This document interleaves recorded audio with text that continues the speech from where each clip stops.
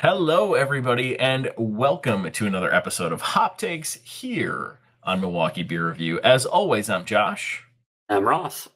and we have got a What's in the Fridge episode of Hop Takes for you tonight. You've noticed probably the last couple of weeks we have been running these Hop Takes episodes. It's because we've been busy. It's summer. Hey, we're bringing it to you however we can bring it to you. So we have got an episode where we've got a couple of random beers that we are pulling out of the fridge here tonight that we are going to share with all of you. So neither one of us know the beer that the other person grabbed out of their fridge. We are not intimately familiar with what is in each other's refrigerators. So, Ross, I'm going to actually hand the mic to you. I want you to tell me what you are pulling out for this All right. What's in the Fridge episode. So I grabbed this one somewhat on purpose because I'm excited. So it's not local. It is an Illinois brewery. But the fun part is they're opening up a tap room in Delafield very soon. So this is from Mikerphone Brewing. And this is their Smells Like Bean Spirit. So any Nirvana fans out there, this label probably looks very familiar to you. So this is a breakfast stout with Vermont maple syrup, Tugboat Coffee Roasters, and Sumatra Mandeling. I'm screwing that. Mandeling. It's coffee. So it's a breakfast stout. We've done a lot of breakfast stouts on this channel. This is one when I saw it. I think the label was the reason I bought it because it reminded me of Nirvana, but I like Mikerphone. So very thick, very dark. Has that barrel aged kind of head to it. That's a bad pour, but you can see that head's got that like dark brown, like caramel kind of barrel age almost into it. This comes in at, I don't know if 8%. So it's actually much lower than the ABV scale I was expecting, but It's not barrel aged though, is it? It's just an imperial stout. Yes. This is breakfast stout. It doesn't say imperial, just a breakfast stout. So what's the ABV on it? 8. Okay, so yeah, that's not crazy. To the nose I go. Wow. So it smells like breakfast. It's got a very good subtle like syrup sweetness to it, but that coffee really comes through with it's like a sweet coffee. It's got that syrup, but not like a bitter coffee, everything coming through. The flavor profile that you see there really comes through in the nose. I mean, it's really good. It smells fantastic. So yeah, it's the syrup and the coffee really balance each other out. So all right, cheers.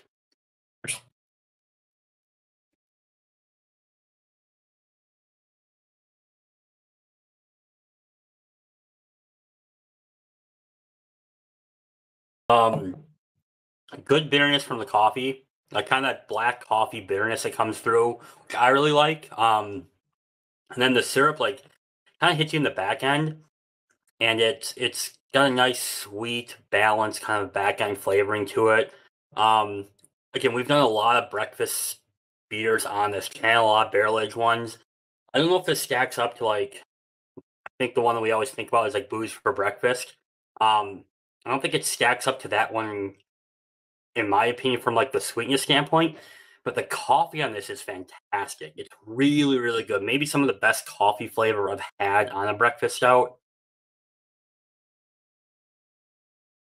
The only thing I would like is maybe a little more of the syrup to come through on the palate, as opposed to what you get on the nose. You get the syrup on the nose, not so much on the palate. You really get that coffee forward flavor. But it benefits from being a very, very, very good coffee. It's good. It's definitely a sipper, even at 8%. This is not something that you're gonna blow through pretty fast. It's a thick beer. It's a heavy beer. Something to enjoy kind of over a longer period. I'm excited to kind of see how it tastes as it warms up a bit. The smells like bean part is coffee. It's not vanilla beans or something else. It's very coffee forward. It's coffee. Yeah, there's no vanilla coming out here. It's a black coffee that happen to have some syrup spilt into it. Is the best way I can describe it. Fair enough. Sticking this on Untappd, probably 3.75. I think it's really good. It's really tasty. It's a solid beer. I just wish there was a little more of the syrup coming through. Is my only kind of complaint, but it's really solid. I will enjoy slowly drinking this one. So fair enough. Mikerphone's a good brewery. I've been pretty impressed with some of their stuff. It's always been pretty solid. I'm really excited for them to be in Delafield. So yeah, it'll be good. We'll have to go check them out for sure. You mentioned breakfast beers, which is interesting because I don't think I've heard anything from Eagle Park on Booze for Breakfast or a barrel-aged version of Booze for Breakfast this year. I feel like I got to go check out their website because it was about this time last year that their barrel-aged version of Booze for Breakfast came out. Yeah, I think that sounds about right. So might have to look into that. But as we're continuing the breakfast beer message, I happen to have one from a brewery out of Michigan. So this is Founders Brewing Company. We are going to head east across Lake Michigan, and we are going to try the French Toast Bastard. I actually got this beer from you, Ross. It was sitting in the fridge. It's been there for a while. So for those of you that don't know, this is a bourbon barrel-aged Scotch ale. So this is barrel-aged. It comes in at about 11.1%. And pretty much you're looking at French toast, cinnamon, vanilla, maple syrup in a Scotch ale that is bourbon barrel-aged here. I have had this before. It's been many, many months since I've had this. Curious how it's actually held up, but it's been a while. So we'll keep on the breakfast beer train. Interesting that we both went that route at this point of the evening. I'm going to pour this thing out. So this is the French Toast Bastard from Founders Brewing Company. So kind of a dark amber color here, decent carbonation, some nice white cream colored head on this. Bring it to the nose. Oh my goodness. It's all cinnamon and maple syrup. That's all you get on the nose. Big time, very, very sweet, candy sweet, maple syrup, and cinnamon on the nose. I'm just so jealous over here right now. Do you have one of these left? I don't think I do.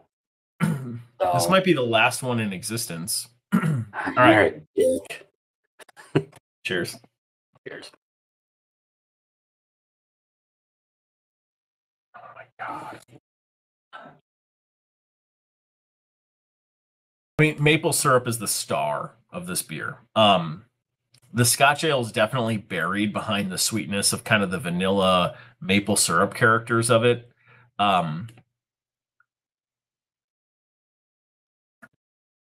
The front end of this is very cinnamon maple syrup, but the cinnamon isn't like an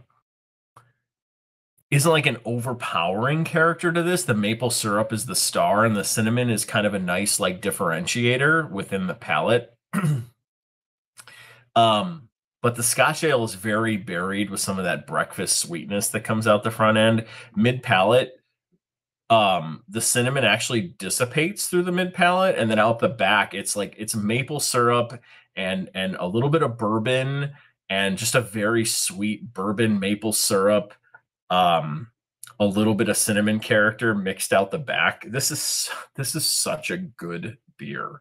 This is so well done. I think when this came out, around Christmas time last year, I think is around when this came out, somewhere around the holidays. It was November, December timeframe, 2022. Wasn't quite sure what to expect with this, but well done from Founders here. This is a very, very good beer. I think when that beer came out, I think you and I watched a different beer review, and they reviewed that, and they literally said like, this might be the best barrel-aged beer of 2022. That was Yeah. before I tried it. And then I tried it, and I don't think it's that far off. I really don't. I don't disagree. This is so well done. And it's a Scotch ale. It's a style that you don't see that Hmm. much of. So there's a unique characteristic to this. This isn't a stout, right? This isn't your traditional like heavy beer. It's light, but those maple syrup characteristics give it a little bit more of a stout feel, but still not quite to that crazy level that you get from a stout or even a porter. It's just a really, really good breakfast style beer.